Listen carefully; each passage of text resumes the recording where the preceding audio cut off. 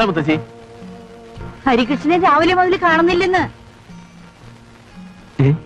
അതെവിടാ പുള്ളിക്കാരൻ പറയാതെ പോയത്? മോളെ റീനെ, എന്താ മോളെ അപ്പച്ചനെ എണീപ്പിച്ചേ? ഹരിയങ്ങൾ എങ്ങോട്ടാ പുറപ്പെട്ടു പോയെന്ന്? മോളെ കാലത്താണ് പോയത്. പോകുന്ന ഞാൻ കണ്ടില്ല മുത്തശ്ശി. കൂടെ കിടന്നുറങ്ങിയ ഭർത്താവ് പോയിട്ട് അറിഞ്ഞില്ലെന്നോ? എന്തൊരു ഉറക്ക നീ ഉറങ്ങിയത്? നീ പോയിട്ടേ കട്ടിലിന്റെ അടിയിലോ വാതിന്റെ മൂലയിലോ ഉണ്ടോന്ന് ചെന്ന് നോക്ക്. ഹരിയെന്തിനാ കട്ടിലിന്റെ അടി കയറി വിളിക്കുന്നത്? നീ മിണ്ടാതിരി. കുന്തം പോയ കുടത്തിലും തപ്പണമെന്ന പ്രമാണം. മുത്തശ്ശി മിണ്ടായിരിക്കും. പോയത് കുന്തമല്ല, ഒരു മനുഷ്യനാ. പറയാതെ പോകുന്നവൻ കുന്തത്തിന് തുല്യ. മുത്തശ്ശി, ഞാൻ ഇറങ്ങുന്നു.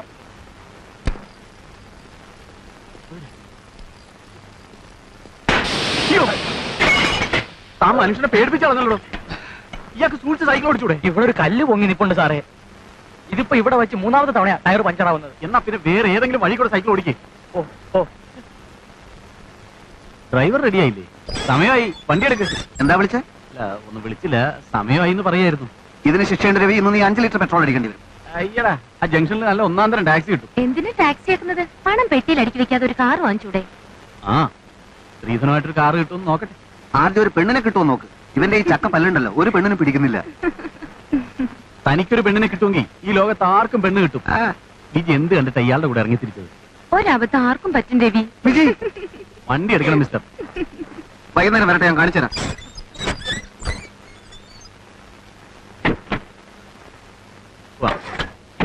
ബൈ.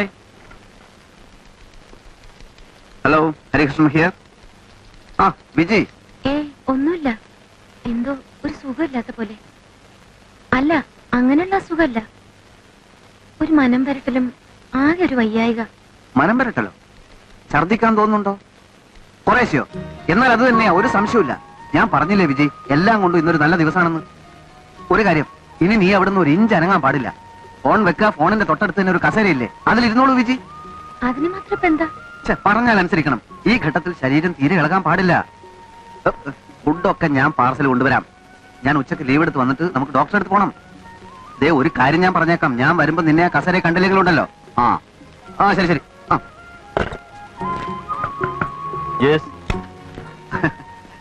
ദൈവം അനുഗ്രഹിച്ചാൽ മിക്കവാറും നാളെ ഞാൻ സാറിന് ഒരു ഗുഡ് ന്യൂസ് കേൾപ്പിക്കും. അതിന് ഉച്ചക്ക് എനിക്ക് ലീവ് തരണം. എന്ത് ഗുഡ് ന്യൂസ്? അതൊരു സർപ്രൈസ് ആയിരിക്കട്ടെ. എന്നാലും സാറിന് ഞാനൊരു ക്ലൂ തരാം. ഒരു മനം വരട്ടലും ചെറിയൊരു ഛർദ്ദി. ഉത്തരം സാർ ആലോചിച്ച് കണ്ടുപിടിക്കും. ആടലോടകം, ചിറ്റമർത്ത്, നന്നാരി വേര്, പൂവളത്തിന്റെ അങ്ങനെ 11 കൂട്ടം പച്ചമരുന്ന് അരിഞ്ഞ് തിളപ്പിച്ച് കുറുക്കി രാവിലെയും വൈകുന്നേരം 2 ഔൺസ് സേവിച്ചാൽ അത്യുത്തമം. എന്തിനും നല്ല ടോണിക് വാങ്ങി കഴിക്കുന്നതാ നല്ലത്. ടോണിക്ക് മുന്തൊന്നും വേണ്ട. പ്രസവ കാര്യങ്ങളിലെ നിങ്ങൾ ക്രിസ്ത്യാനികളുടെ രീതിയെ ശരിയല്ല. എന്നിട്ട് ക്രിസ്ത്യാനികൾ ആരോഗ്യമുള്ള കുഞ്ഞുങ്ങളെ പ്രസവിക്കുന്നില്ലേ? ഓ, അതൊക്കെ ദൈവകൃപ. മോള് ഞാൻ പറയുന്നത് കേട്ടാ മതി. കഷായം മുത്തശ്ശി ഉണ്ടാക്കിത്താൽ. ആദ്യത്തേതായതുകൊണ്ട് ദേഹളകാതെ സൂക്ഷിക്കണേ. ദേഹളകാരന്റെ പാടത്തും പറമ്പിൽ പണിയാൻ പോവാ. എന്ത് പറഞ്ഞാലും ഒരു ഉടക്ക്.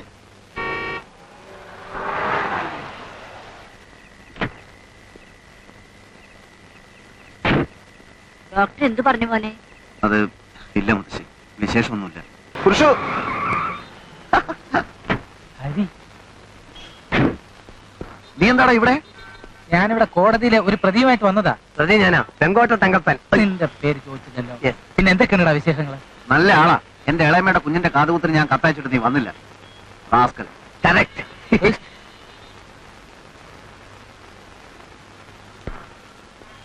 പ്രതികളുടെ മുമ്പിൽ വെച്ച് കൂടുതൽ സ്വാതന്ത്ര്യം എടുക്കണ്ട. എന്നാലും നീ കാതുകുത്തിന് വരാഞ്ഞെന്താ? ആ കുത്തിനേക്കാൾ വലിയ കുത്തും കൊലയും നടത്തിയ ഒരു യമകണ്ഠൻ പ്രതി പൂജപ്പുര ജയിലിൽ നിന്ന് മതില് ചാടി തന്നായിരുന്നു. നീ വായിച്ചു കാണും. P K Pappukutty. ഞാൻ വായിച്ചില്ല. അതെന്ത്? നീ ഇപ്പൊ പത്രങ്ങളൊന്നും വായിക്കാറില്ലേ? ഒന്നിനും ടൈമില്ല. ഓ, മറ്റേ സംഭവം ഇങ്ങനെ ആയോ? അതൊക്കെ പിന്നെ പറയാം. നീ ഇതുവരെ എന്റെ ഭാര്യയെ കണ്ടിട്ടില്ലല്ലോ. വീട്ടുകാർ ഒരു ചായ കുടിച്ചിട്ട് പോവാം. അതെ, ഞാനും വരാം. രാജേട്ടാ, ഇതെന്റെ ക്ലോസ് ഫ്രണ്ടാണ്. 1ാം ക്ലാസ് മുതൽ ഞങ്ങൾ ഒരു ബെഞ്ചിലിരുന്ന് പഠിച്ചവരാണ്. അതെന്താ, നിങ്ങൾ ഓരോ ക്ലാസ് കഴിക്കുമ്പോഴും ബെഞ്ചും കൂടെ കൊണ്ടുപോകാറുണ്ടോ? എന്നാ പോലെ വീട്ടിലോട്ടൊന്നും വരാൻ സമയമില്ല. നമുക്ക് ഈ ഹോട്ടലിൽ നിന്ന് എന്തെങ്കിലും കഴിച്ചിട്ട് അല്പനേരം സംസാരിച്ചിരിക്കാം. രാജേട്ടാ, ഇവരെ നോക്കിയോ. ഞാൻ ഇനി അധികം നാൾ കാക്കിയിട്ട് നടക്കില്ല. അതെന്താ, പോലീസിൽ നിന്ന് നിന്നെ പിരിച്ചുവിടാൻ പോവാ? അതല്ല, ഈ കേരള പോലീസ് വേഷം എനിക്ക് മടുത്തു. CBI-കാരനെ നോട്ടോട്ടിരിക്കുക.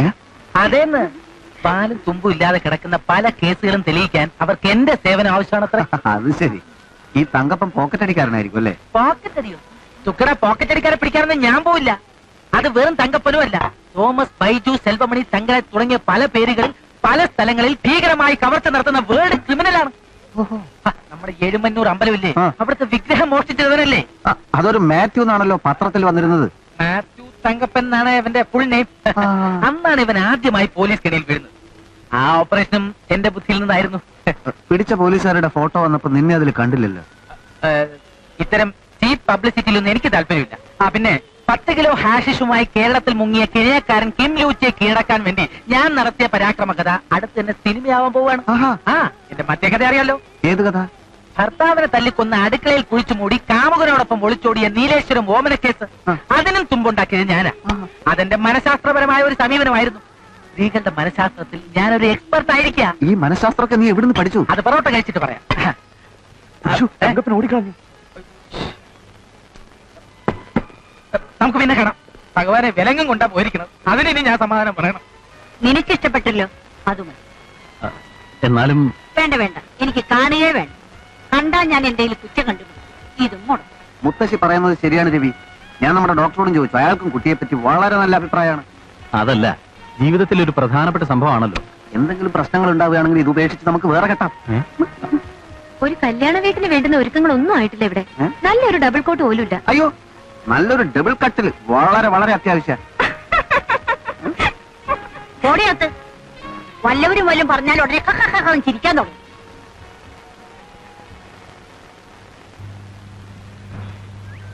വണ്ടി നിർത്ത്, വണ്ടി നിർത്ത്, നിർത്ത്. അതാണ് കക്ഷി. ഏത് കക്ഷി? ഇന്ദു, എന്റെ വുഡ്ബി. ഞാൻ ഒന്ന് മീറ്റ് ചെയ്തിട്ട് വരാം. ഇന്ദു, ഇന്ദു.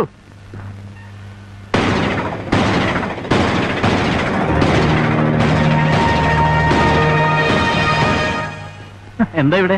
1-2 ലെറ്റേഴ്സ് അയക്കാനുണ്ടായിരുന്നു. എനിക്കാണോ? ഏയ്, ഞങ്ങളുടെ കല്യാണ മണ്ഡപം ബുക്ക് ചെയ്യാൻ പോവാ. ആ, ഇന്ദുന്റെ അച്ഛൻ പറഞ്ഞിരുന്നേ.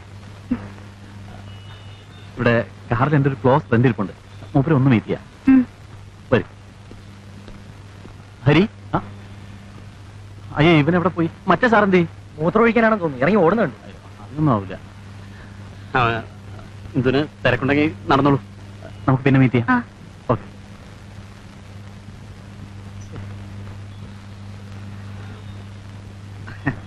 നീ ഇതെവിടെ പോയിരുന്നു? ഈ ഫോൺ ബിൽ അടച്ചില്ല എന്നുള്ള കാര്യം പെട്ടെന്ന് ഓർത്തത്. ഞാൻ ചെന്നു.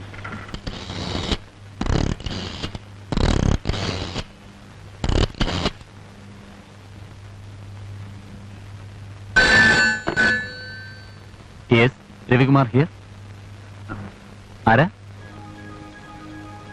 നിങ്ങൾ ഞെട്ടരുത്. വിവേക ബുദ്ധിയോടെ ഞാൻ പറയുന്നത് ശ്രദ്ധിക്കുക. നിങ്ങളുടെ വിവാഹം നിശ്ചയിച്ചതായി അറിഞ്ഞു. ദയവ് ചെയ്ത് നിങ്ങൾ അതിൽ നിന്ന് പിന്മാറണം. മറ്റൊരുത്തന്റെ കാമുകയെ തന്നെ വേണോ നിങ്ങൾക്ക് ഭാര്യയായിട്ട്? നിങ്ങളാരാ? ഹിന്ദുവിന്റെ കാമുകൻ തന്നെയാണ് സംസാരിക്കുന്നത്.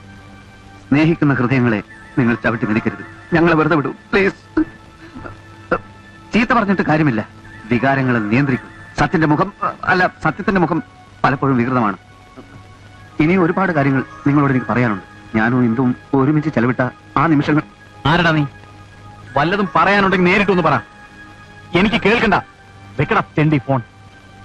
ഓടാ കഴുതേ, നിന്നെ എന്റെ കൈ കിട്ടിയാലുണ്ടല്ലോ ഒടിച്ച്. സത്യം പറയട്ടെ, ആ കൊച്ചിനെ കണ്ടപ്പോ അങ്ങനെയൊന്നും തോന്നിയതേ ഇല്ല. വളരെ സന്തോഷത്തിലാ അവള് ചായ കൊണ്ടുവച്ചതും സംസാരിച്ചതും. അതീ കാര്യമില്ല. പനിനീർ പൂവ് കണ്ടാ തോന്നുമോ അതിന്റെ അടിയിൽ കൂർത്ത മുള്ളുകളുണ്ടെന്ന്? ഏതായാലും ഇതിപ്പോഴേ അറിഞ്ഞത് നന്നായി. എന്തറിഞ്ഞെന്ന്? പ്രേമമാണെങ്കിൽ അവൻ അവളെ വീട്ടിൽ നിന്ന് വിളിച്ചിറക്കി കൊണ്ടുപോയാലെന്ത്? രവി, എടുത്തുചാടി ഒരു തീരുമാനം എടുക്കണ്ട എന്നേ ഞാൻ പറയൂ. എന്തൊരു പുലിവാലാണ് ഈശ്വര ഇത്.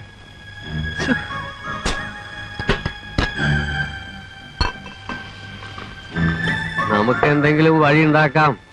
നീ ഇതങ്ങട് വീശ. എല്ലാം ഒത്തുവന്ന ഒരെണ്ണത്തിനെ കണ്ടുകിട്ടിയപ്പോ ഇങ്ങനൊരു കുരിശ്. കറക്റ്റ്. ഈ കുരിശ് നീ പേറണ്ട രവി. പക്ഷേ ഒരു ഫോൺ വന്നുകൊണ്ട് മാത്രം ഇത് ഉപേക്ഷിക്കാൻ ഞാൻ തയ്യാറല്ല. ഹലോ, ഉണ്ട്, കൊടുക്കാം. അച്ഛാ, അച്ഛന് ഫോൺ.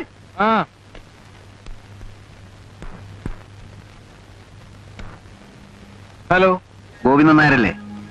ആ, ഞാൻ നിങ്ങളുടെ പഴയ ഒരു സുഹൃത്താ, മൊയ്തീൻ. നല്ല ഓർമ്മ കാണില്ല.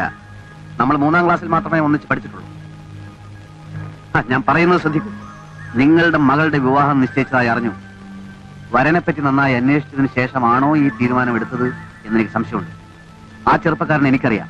അയാളൊരു ക്രോണിക് മദ്യപാനിയാണ്, മയക്കുമരുന്നിന്റെ അടിമയാണ്.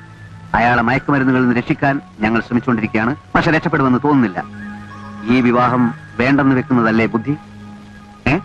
ഞാൻ പറയാനുള്ളത് പറഞ്ഞു കഴിഞ്ഞു. ബാക്കിയെല്ലാം നിങ്ങളുടെ ഇഷ്ടം.